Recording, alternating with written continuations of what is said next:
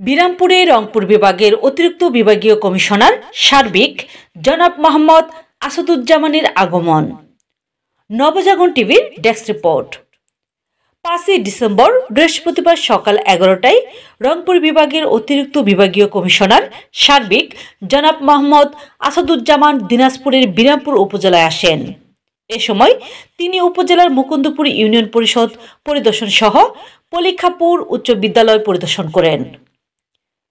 অতিরিক্ত রংপুর বিভাগীয় কমিশনার জনাব মোহাম্মদ আসাদুজ্জামান মুকুন্দপুর ইউনিয়ন পরিষদ পরিদর্শনকালে তিনি ইউনিয়ন পরিষদের গ্রাম আদালত ডিজিটাল সেন্টার পরিদর্শন করেন এবং সন্তোষ প্রকাশ করেন।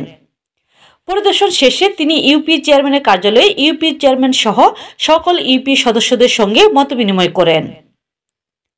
অতিরিক্ত রংপুর বিভাগীয় কমিশনার আসাদুজ্জামানের সময় তিনি উপজেলা, পৌরসভা ও ইউনিয়ন পরিষদ উন্নয়ন বাজেট বরাদ্দ সহ বিভিন্ন উন্নয়নমূলক কাজের বিষয়ে সার্বিক সহযোগিতার আশ্বাস প্রদান করেন।